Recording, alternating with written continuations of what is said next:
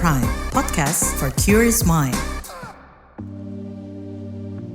Dia tuh nggak pernah gitu ngerasain kayak middle class yang kalau kita dapat pekerjaan di Jakarta keterima, hiring kita approve, kita harus berangkat kerja nih 2 hari besok gitu. Di hari Minggunya kita udah ke Jakarta nyari kos-kosan. Di mana ya kos-kosan yang layak sama budget kita gitu. Nggak pernah gitu ada DPR yang datang ke gang-gang, kos di mana ya kira-kira ya, Bu ada kosan nggak gitu. Tidak menerima DPR, nggak ada gitu, nggak ada. Tapi kok bisa gitu masih mikir, tunjangan rumahnya nggak layak, waduh. Kembali lagi di FOMO Sapiens bareng Aika dan Eki Priagung. Cie, tumben banget hari ini suara lo kayak lebih. Iya. Kita harus pakai suara-suara dalam. Kenapa tuh? Karena kalau suara yang lantang nggak didengerin. Iya juga sih. Dan di minggu ini juga ada video yang lagi viral kemarin, Kak. Wih, video apa tuh? Ada video penggebrakan mobil yang dilakukan oleh manusia silver. Wih. Jadi bayangin lu, tiba-tiba kaget mobil lu dibuka paksa sama manusia yang warnanya bukan warna tan. Dia tuh ya lagi di mobil gitu menceritakan bahwa pas lagi di dalam mobilnya tiba-tiba digebrak sama manusia silver. Ini manusia silver yang suka hormat-hormat gitu kayaknya udah kesel kali ya, udah panas. Terus, apa ini alasan dia menggebrak mobil seseorang nih? Ini gara-gara gak dikasih duit, meresahkan gitu. Lu sendiri yang pengen ngecat tubuh lu. Kenapa kita yang harus tanggung jawab untuk memberikan santunan? Kayak, bagus banget tapi konsep ngamennya ini manusia silver karena kan di lampu merah. Terus mereka tuh kan posenya beberapa diantaranya itu ada yang hormat gitu. Tapi hormatnya itu menarik karena orang Indonesia kan gila hormat. Nah yang ngasih tuh wah akhirnya ada yang hormatin gue gitu. Selama ini kehormatan gue hilang bro. Masuk akal juga sih. Kemarin tuh ada kabar juga di Jogja ya. Ini menyoroti manusia silver. Ada kabar nih. Emang orang pada penasaran. Semakin banyak kan gak di Jogja, di Jakarta. Banyak kota-kota besar gitu kita lihat manusia silver tuh. Kan orang dari dulu bilang ya. Kalau yang ngamen, yang ngemis itu kelihatan di luarnya doang. Tapi duitnya tuh lebih banyak daripada yang gaji bulanan. Pegawai biasa. Nggak salah sih Kak. Karena gini. Kalau kita kerja sebagai customer service.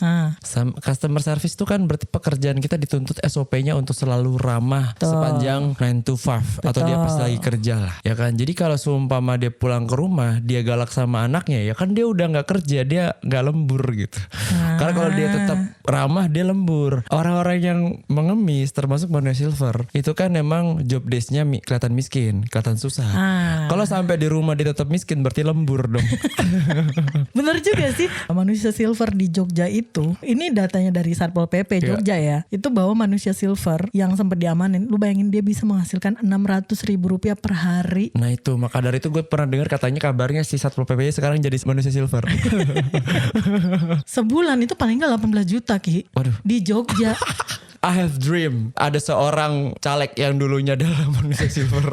Wah, kayak raya sekali ya saya dulunya di jalan. Saya nabung gitu ya. Itu manusia silver kan inferior ya di jalan. Kalau di rumah tuh petentang-petenteng itu. Dia yang ngebiayain keluarganya semua. Kita hidup di dunia yang sangat aneh banget gitu. Rasa iba ternyata ada nominalnya, bisa dikonversi jadi uang. Akhirnya ini jadi komoditas yang sering disalahgunain. Kemarin bahkan ada ini. Gak tahu ya, semua hal di dunia ini ya yang kelihatannya keren, superhero atau apapun itu kalau sampai Indonesia ngemis kan. Elsa Frozen tuh Marsha and the Bear atau bahkan Iron Man tuh kan orang kaya ya pasti. Hulek gitu. Tony Stark tuh orang yang kaya banget di Marvel. Di Indonesia dia kencelengan. Dan kemarin ada video Satpol PP itu pada nangkap-nangkapan itu lari bro. Makanya Endgame tuh gak syuting di Indonesia bro. Thanos aman, jualan akik dia di Jatinegara. Iya bener-bener. Ya Allah, ketemuin sama anak kecil buat foto. Kita lanjut lagi ya di FOMO Sapiens dari KBR Prime, jalan pintas yang gak bakal bikin kamu ketinggalan berita atau peristiwa di sekitar kamu. Saya Eki dan Aika.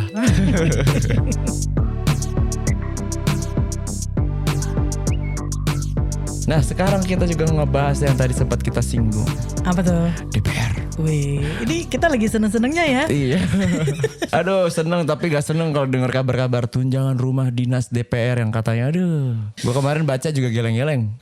Katanya masa penerimaan tunjangannya sampai berapa sih? Ini masih dikaji sebenarnya gitu. Tapi ada perkiraan antara 40 sampai 50 juta per bulan. Karena anggota-anggota DPR yang baru ini kan nggak dapat rumah yang lama, rumah dinas gitu. Jadi dialihkan lah nanti itu diganti sama tunjangan karena rumah-rumah yang lama itu sudah tua dan tak layak huni. Aduh, lo tau gak sih daerah Jakbar tuh ada rumah kontrakan bagus banget 2 lantai gitu-gitu. Itu tuh sekitar 50-60 juta itu udah cukup tuh setahun. Nih kalau 50 juta per bulan asumsinya berarti 10 bulan aja udah 500 juta.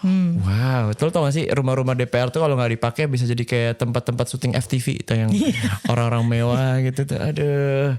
Dan itu per satu orang. Sabianus mungkin sempat lihat juga yang kan videonya banyak beredar juga ya. Emang yang rumah dinas yang dibilang gak layak itu kayak apa sih gitu kan? Iya. Yang katanya bocor, rumah-rumah gede lantai 2 itu ya kan. Iya. Sementara di masyarakat kebayang gak sih kita tuh banyak yang gak punya rumah gitu warga lu tuh. Iya, sebelum ngomong layak gak layak kan semua orang yang di atas tuh harus tahu average-nya seperti apa. Biar gak tone deaf, biar gak kesannya kayak punch down gitu. Wah, kok kita yang di bawah jadi kesannya gak layak, ini apa dong rumah gue gitu. Karena kadang-kadang orang-orang yang di atas itu suka ngomong kayak gini, wah gue juga pernah hidup susah kok. Gimana susahnya? Iya dulu pas di rumah gue AC-nya pernah panas. Pada saat itu tukang freonnya gak mau datang. Kesel gak sih lu? Gue pernah denger tuh dulu cerita kayak misal ya sejenis lah. Ini kan orang-orang yang kayak DPR, orang-orang yang di atas kayak misal yang samanya juga lah. Selebgram yang sosok pernah susah. Dulu ada lah YouTuber yang sekeluarga bikin YouTube ya. Pokoknya gak usah disebutin namanya. Pokoknya ada Halilintarnya dah. Oh oke. Iya itu anak pertamanya pernah bilang katanya dia pernah makan nasi aking. Gue kira nasi aking tuh itu nasi yang sisaan gitu. Enggak men, nasi yang ternyata keras di rice cooker karena kepanasan. Terus gue kayak tuh. Mungkin untuk standar dengan pekerjaan dan gaya hidup tuh gak layak gitu ya. Masa gue mandi sebagai wakil rakyat gak ada bathtubnya? Wow. Itu mungkin pakai gayung love gitu ya. Itu tuh gak layak. Waduh, gayung love mencintai ada mencintai mandi. Gayung love kejauhan. Maksudnya kayak kadang-kadang menurut gue 500 juta 10 bulan tuh kayaknya udah lebih dari shower sih, udah lebih itu. Itu tuh yang air panasnya bisa disiapin per Fahrenheit gitu loh. Yang gue heran gini loh, masalahnya tuh juga ya. Tuh kalau selama 5 tahun, sebulan aja lu dapat 50 juta, tuh lumayan lagi tuh buat naik lagi periode berikutnya. Iya, makanya modal tuh ditabung. Gue kayak ngerti deh, ini sebenarnya panjang-panjangan ini aja dikasih nyaman biar semuanya jadi akrab. Jadi ikrip ini bisa kayak lah kita udah dikasih tunjangan segini, udahlah nurut aja sama yang eksekutif gitu. Kita bukannya suzon ya, tapi kebanyakan suzon kita bener. Iya. Gini, selama ini negara ini dimodalin sama middle class. Bukan kita nggak respect sama kerja-kerja DPR. Kita sangat respect kalau bikin undang-undang tertentu yang cepet. Walaupun kebanyakan lama ya kan. Yang bahkan tuh urgent gitu. Udah kaitannya sama kehidupan manusia tertentu. Hak-haknya gitu. Dia tuh nggak pernah gitu ngerasain kayak middle class yang kalau kita dapat pekerjaan di Jakarta keterima. Hiring kita approve. Kita harus berangkat kerja nih 2 hari besok gitu. Di hari Minggunya kita udah ke Jakarta nyari kos-kosan. Di mana ya kos-kosan yang layak sama budget kita gitu. Nggak pernah gitu ada DPR yang datang ke gang-gang, kos di mana ya kira-kira ya Bu, ada kosan nggak gitu, tidak menerima DPR, nggak ada gitu, nggak ada. Tapi kok bisa gitu masih mikir tunjangan rumahnya nggak layak. Waduh, kacau bro. Kan sebenarnya dengan adanya tunjangan ini kan jadi kita pengen lihat nih sebenarnya empatinya si para anggota dewan ini gimana ke masyarakat di saat kondisi ekonomi kita lagi sulit gitu ya. Iya. Ini kalau kita ngomongin rumah, pekerja-pekerja yang kita nih yang tiap bulan nih dipotongnya berpersen-persen itu. Iya kan? Gue gak punya rumah tapi ya gue belum ada ide sih untuk pengen punya rumah. Tapi lo negara memaksa gue untuk punya rumah nih. Gue harus potong dari gaji lo. Lo bayangin. Dan gimana lagi orang-orang yang di sana berkeluarga. Keluarga kan banyak tuh kumpul ya kan. Di sana kalau kumpul keluarga harmonis, tiap orang dapat rumah, 3 rumah lainnya bisa dikontrakin. Salah satu petinggi dari ya kan dapat juga tuh karena katanya menggantikan yang disuruh mundur atau katanya mundur, gue nggak tahu tuh. Udah pasti punya rumah dong. Oh iya dong. Pasti punya rumahnya dekat Menteng loh itu, udah mewah gitu. Apakah dia nanti akan dapat rumah juga atau sebenarnya ini orang-orang daerah yang akhirnya jadi DPR RI? Kemarin menurut DPR itu bahwa yang dapat rumah itu adalah para anggota DPR-nya. Jadi yang pimpinannya enggak nih. Jadi yang dapat tunjangan inilah ceritanya, tunjangan pengganti rumah dinas gitu. Adalah si para anggota itu. Dan digantinya di uang.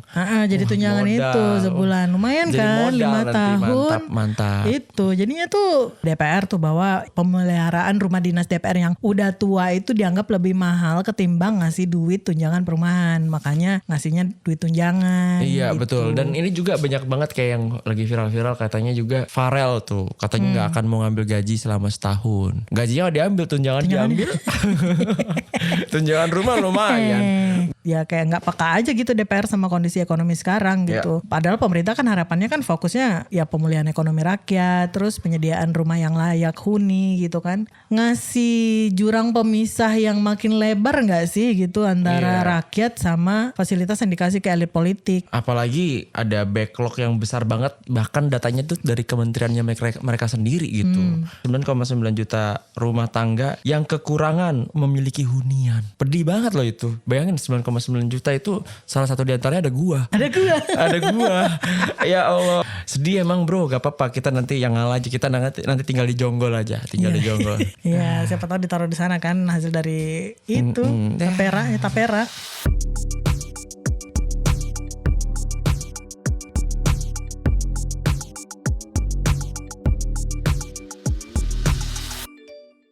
Dan yang paling penting juga kemarin kita sempat memperingati Hari Kesehatan Mental Sedunia. Yes. Data WHO bahwa 1 dari 8 orang di seluruh dunia memiliki masalah kesehatan jiwa. Itu di tahun 2022 ya. Iya, kayaknya banyak banget yang kumpulnya di Senayan sih emang ini. Kan kalau di sana kesehatan jiwanya tuh lebih kayak tamak. Iya. Oh, itu. Kan nggak pernah puas, habis itu naikin lifestyle, bla bla, fake it till make it. Dulu mungkin orang-orang kayak gitu tuh story-nya tuh yang berusaha untuk hidup mewah padahal banyak utang. Terus habis itu yes, I made it gitu. Tapi di sana pakai uang rakyat. Iya. Nah ini kaitannya sama Hari Kesehatan Mental Sedunia tahun ini nih Sapieners kan fokusnya tema tahun ini adalah kesehatan mental pekerja nih di lingkungan kerja. Wah. Nah ini relate banget nih buat Gen Z sama milenial ya kan. Mental health at work yang biasanya kalau dikasih kerjaan yang gak masuk akal cuman bisa bilang not boss sampai ke WC nangis. Atau ada yang ini konten-konten yang gue sempet lihat juga tuh udah dikafanin. Ya Allah. Terus ditelepon sama bosnya. Ya bos ntar gue balik. Lucu banget lagi. Manro buka. Tunggu ada callingan. Ya bos. Call bentar ya. Oke. Itu sebenarnya singgungan sih. Segala konten yang berkaitan sama pekerjaan gitu kan yang relate sama pekerja-pekerja dan kesehatan mental gitu ketika gaji lu ya nggak sesuai sama pengeluaran atau gaya hidup gitu kan atau tekanan pekerjaan misalnya job desk lu tidak sesuai dengan apa yang dihasilkan. Ada eufemisme apa sih itu penghalusan kata kayak misal kalau lu wah dia dieksploitasi bukan dieksploitasi itu workaholic. Jadi ya semua hal bisa dibikin gak sadar gitu. Kalau kita lihat datanya WHO nih Sapieners, prevalensi gangguan mental di Indonesia itu mencapai 9,8% di tahun 2021, angka depresi mencapai 6,6% dan diperkirakan meningkat tahun ini terutama akibat dari dampak pandemi COVID yang berkepanjangan. Itu gue tuh sampai harus berstrategi nih kalau semua jam 4 sore dulu pas gue masih ngantor kan. Wah udah beres gue. So-soan di lama-lamain lah di stretch sampai jam 6. Nah pasti mantap gitu. Taunya jam 6. Ki ada kerjaan baru mau di brief lagi boleh ya? Anjing baru mulai jam 6.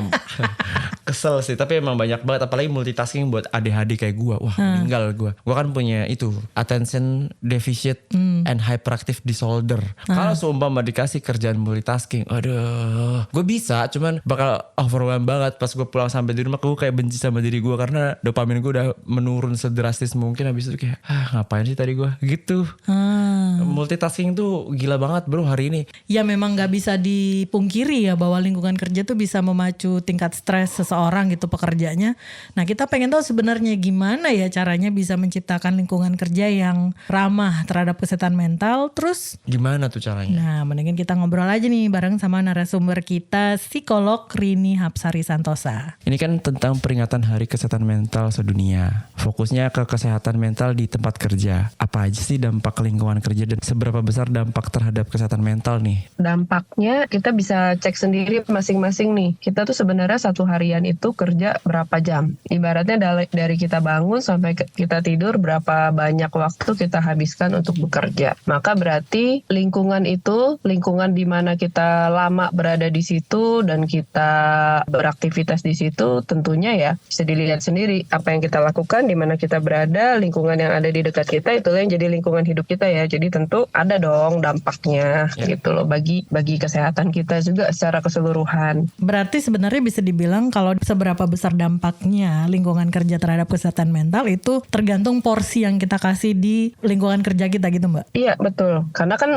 lingkungan pekerjaan orang beda-beda ya. Ada yang jumlah jamnya sekian, ada yang mungkin kerjanya full time, ada yang kerjanya part time gitu kan. Jadi ya semakin banyak kita menghabiskan waktu di situ ya tentu dampaknya juga tentu akan jadi lebih intens ya. Tapi gimana nih dengan ragam pekerjaan yang tingkat stres tinggi gitu udah jadi resiko lah, atau jam kerja yang panjang, gaji yang kecil gitu. Apa iya sebenarnya masih memungkinkan kita untuk mengelola atau bisa menekan tingkat stres? Oke, jadi secara natural hidup kita pasti ada stres ya, ada tekanan, ada pressure, ada tuntutan. Kecuali kita tidak melakukan apa-apa, benar ya?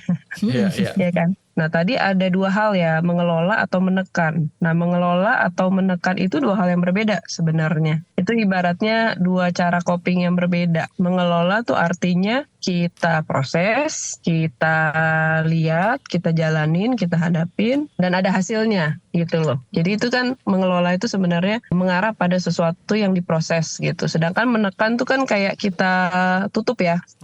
Seakan-akan itu ada, tapi kita pinggirin atau kita lihat hal lain, kita lakukan hal lain, mengalihkan diri dari stres atau masalah atau isu yang memang sebenarnya ada gitu. Jadi itu ibaratnya dua coping yang berbeda. Kalau ngomong mengelola tentu itu sesuatu yang tadi natural, dan mau nggak mau ya namanya kita menjalani hidup pasti kita perlu mengelola apa yang ada di depan mata kita sedang jalanin. Tadi dibilang bahwa pasti beda-beda tiap tempat kerja gitu, tergantung mungkin karakteristik dari profesinya. Tapi ada nggak benang merah dari tempat kerja yang tidak ramah terhadap kesehatan mental? Perlu lihat dulu nih, kalau kita mau ngomongin yang tidak ramah seperti apa, kita mesti cek juga sebenarnya yang ramah, yang kayak gimana, yang sehat, yang suportif tuh seperti apa. Nah, namanya hierarchy of needs oleh Abraham Maslow ya. Kita konkret aja nih omongin. Namanya manusia dimanapun berada punya kebutuhan. Nah, kalau secara hierarki kan, kalau teman-teman tahu dari bawah ke atas kan, pertama pasti ada yang namanya kebutuhan fisik dulu dong, kebutuhan yang paling mendasar dong. Nah, itu harus dipenuhi dulu. Oh, kita dimanapun itu, mau lingkungan kerja, lingkungan rumah, personal maupun profesional. Ibaratnya kita kerja di situ, kita harus ada kesejahteraan fisik lah yang harus dipenuhi. Nah, kalau kesejahteraan fisiknya sudah terpenuhi, baru kita bisa naik ke safety. Rasa aman. Oh, oke, di sini ternyata oke, di sini punya rutinitas, aturan, punya culture, punya kebiasaan, cara kerjanya begini, sudah mengenal. Dengan kita mengenal, kita tahu polanya, kita juga tahu sebab akibatnya, baru bisa muncul tuh yang namanya safety. Lalu berikutnya kalau udah ada safety, baru bisa naik juga ada love dan belonging, bahwa kita merasa kita menjadi bagian nih. Kalau kita kerja di suatu organisasi, instansi, ya kita merasa kita jadi bagian dari organisasi itu kan. Kalau saya oke, organisasi saya juga akan oke. Kalau organisasi saya oke, saya juga akan oke gitu. Kalau udah fisik, safety, belongingnya dapat, baru dia mungkin bisa push lagi dirinya untuk lebih jauh lagi. Dia merasa punya kompetensi, punya support, punya lingkungan yang baik untuk dia juga bisa perform. Men-challenge sendiri aku juga menghasilkan sesuatu yang lebih baik. Nah, tumbuh tuh kan kompetensi, self-esteem. Sampai pada akhirnya kalau memang itu bisa berjalan dengan konsisten dan terus punya ruang untuk bertumbuh, akhirnya orang bisa aktualisasi, kira-kira seperti itu. Tapi kalau yang paling dasarnya, yang paling bawahnya aja udah tidak terpenuhi, sulit ya gimana kita mau tumbuh ke atas, kira-kira gitu. Kadang-kadang kan kita mikirnya tekanan pekerjaan, stres itu udah jadi bagian dari resiko lah ya pekerjaan gitu. Bisa jadi kita yang mungkin secara nggak sadar mental kita sudah terganggu gitu. Apa aja sebenarnya Mbak gejala pekerja dengan kesehatan mental yang terganggu, dan kapan nih kita harus memeriksakan diri gitu? Kalau kita bilang kondisi psikologis atau emosional yang sehat itu sebenarnya kuncinya adalah dinamis. Dinamis dalam arti gini, kita nggak mungkin dong tiap hari kita kerja atau tiap hari kita beraktivitas itu 100% 100% semua berjalan lancar, oke, sesuai seperti yang kita mau. Kan nggak mungkin ya. Kadang ada hari yang baik, ada hari yang lancar, kadang kita mengerjakan sesuatu mulus dari awal sampai akhir, kadang banyak hal baru, jadi kita masih adaptasi, menyesuaikan dan lain-lain. Jadi bergerak dinamis artinya kalau dalam kondisi psikologis kita itu juga bergerak sesuai dengan apa yang kita hadapi dalam keseharian, sesuai. Jadi kalau memang kita lagi merasa kesulitan, ya kita merasakan kesulitan. Selama kondisi psikologis kita itu kalau di-compare sama situasi yang sedang kita hadapin tuh sejalan, itu sebenarnya itu kondisi yang baik, kondisi yang sehat gitu. Jadi kita perlu perhatiin nih, kalau kadang-kadang kita sudah mulai stuck di state tertentu, misalnya naik turunnya biasanya mengikuti situasi. Tapi misalnya kita udah merasakan seminggu, 2 minggu, sebulan, 2 bulan, 3 bulan, kok kayaknya moodku low terus ya gitu misalnya.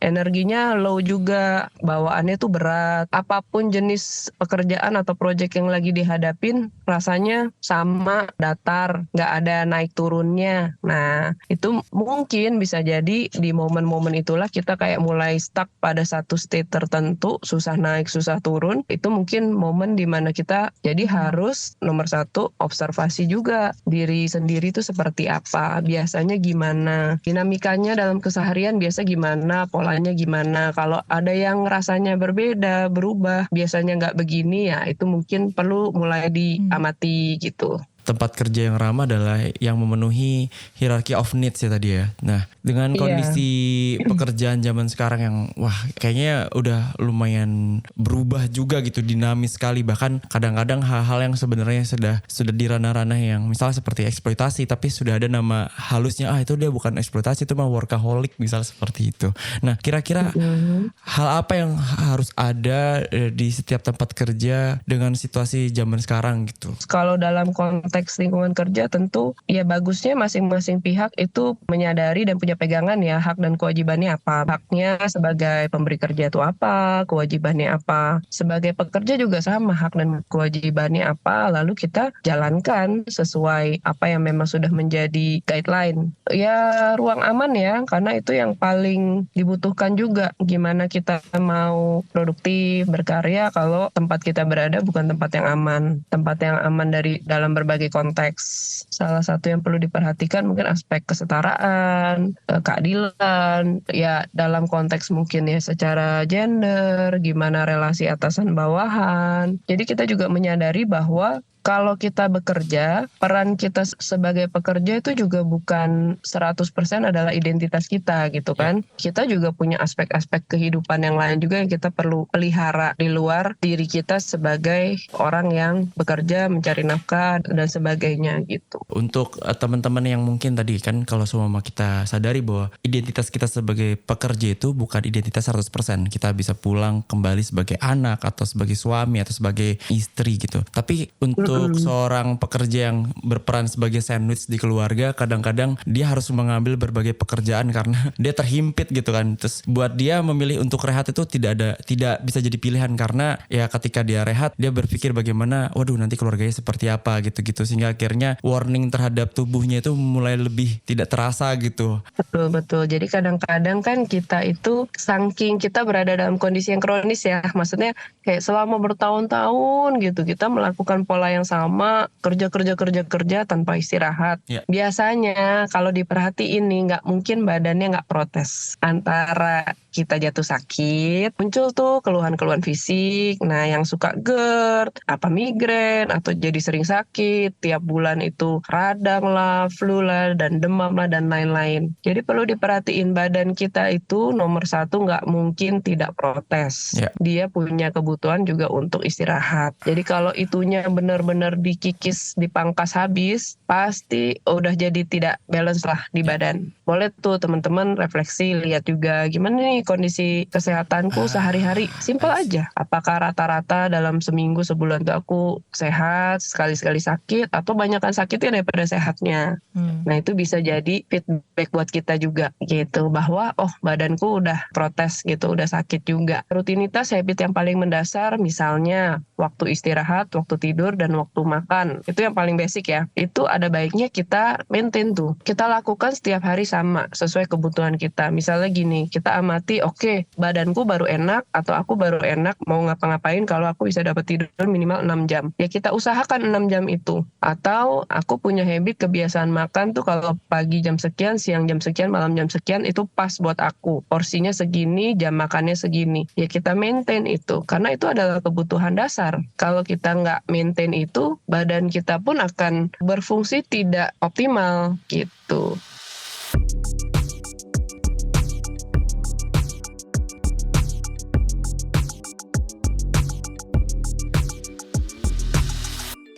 Lihat Instagram, isinya teman-teman yang struggle buat achieve goals-nya. Buka TikTok, ada aja yang flexing, ada juga yang set, sampai mewek.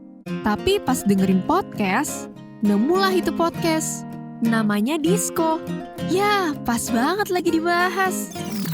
Kalau orang yang sudah biasa misalnya flexing, ketika nggak flexing kok kayaknya ada yang kurang gitu. Jadi cemas nih. Jadi kan berusaha untuk ya flexing lagi, gimana caranya kita flexing yuk gitu kan. Laki nggak boleh nangis gitu ya, harus kuat gitu ya. Nah itu salah banget gitu, karena tadi aku bilang nangis itu adalah salah satu komunikasi terdasarnya manusia. Biar hidup jadi seimbang, penting banget nih dengerin Disco. Diskusi psikologi persembahan KBR dan Into the Light Indonesia. Yuk hapus stigma, peduli sesama, sayangi jiwa. Disco, diskusi psikologi bisa disimak di kbrprime.id dan platform mendengarkan podcast lainnya. KBR Prime, podcast for curious mind. Ada berita yang lumayan menghebohkan di Yudikatif. Apa tuh?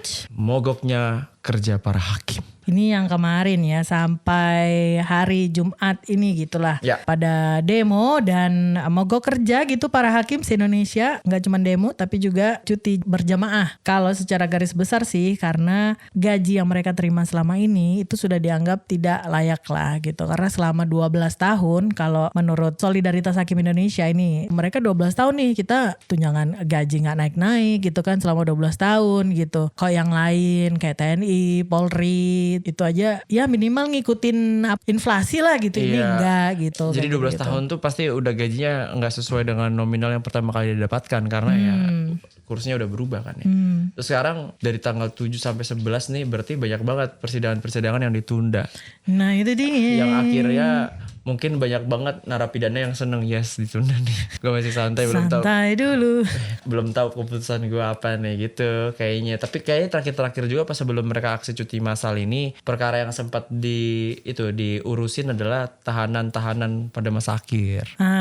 Itu. Yang akan berakhir ya. Jadi itu doang sih. Sisanya kayaknya yang lain-lain yang baru masuk tunggu ngantri dulu ya. Tapi sebenarnya emang kacau banget sih kalau seumpama di satu profesi, suatu di bidang tertentu misal profesi ada yang nggak naik pasti iri-irian lah. Hakim kan punya kuasa gitu ya. Kalau orang zaman dulu kan kuliahnya kalau nggak pengen masuk kedokteran gitu pasti masuknya tuh yang hukum gitu kan. Betul. Karena kan kayak usia tuh nggak pernah bakal jadi masalah kan di bidang itu gitu. Lo kayak wah orang kalau ngerti hukum tuh kayaknya bakal panjang banget kayaknya karirnya gitu. Tapi ternyata gue nggak menyangka gitu. Ternyata hakim, wah ternyata mereka bisa juga ya. Kayak gitu. Mogok gitu maksudnya. Ya. Apa emang perlu ya hakim ini gajinya dinaikin? Kan biasanya dia dapat lebih banyak dari sogokan. Iya. Ya nggak semua sih. Nggak semua. Ya kan? Nggak Walaupun semua. memang ada, pernah, cuman kan nggak semua ya, banyak yang. Enggak. Nah ini nih gara-gara satu yang besar dan atau beberapa orang diantaranya yang terdengar, yang lain-lain kan jadi punya stigma gitu. Iya, karena bisa jadi pengaruh juga kan ketika nggak hanya di hakim doang sih, tapi rata-rata di semua pekerjaan misalnya kalau gajinya nggak sesuai gitu, kan itu kayak membuka peluang korupsi lah gitu kan, suap lah gitu pun. Walaupun emang lebih banyak yang maruk sih ya. Makanya kayaknya mending gajinya dinaikin tapi benar-benar sejahtera buat dia cukup gitu daripada kayak gini ya, atau sebelumnya malah banyak yang jadi terima-terima yang kayak gitu. Jangan sampai yang mulia jadi yang jahat. Nah itu dia tuh. Karena sejak 2012 nih gaji pokok sama tunjangan hakim tuh gak naik. Nah untuk para hakim tingkat pertama aja yang udah kerja 8 tahun nih misalnya, rata-rata itu kan nerima upah antara 12 sampai 14 juta tiap bulan. Kalah sama manusia silver ya. Ini udah 8 tahun loh coy. 8 tahun loh. 8 tahun dapat gaji segitu. Nah gak sedikit tuh hakim yang menganggap kalau angka itu tuh gak layak. Terutama karena mereka harus nyewa tempat tinggal, terus ongkos pulang pergi dari kampung halaman ke tempat tugas gitu. Kan gak dapat tunjangan rumah dinas. Ada yang punya rumah dinas dinas gitu ada juga. Tapi ya nggak seperti yang tadi kita bahas di segmen sebelumnya sih gitu.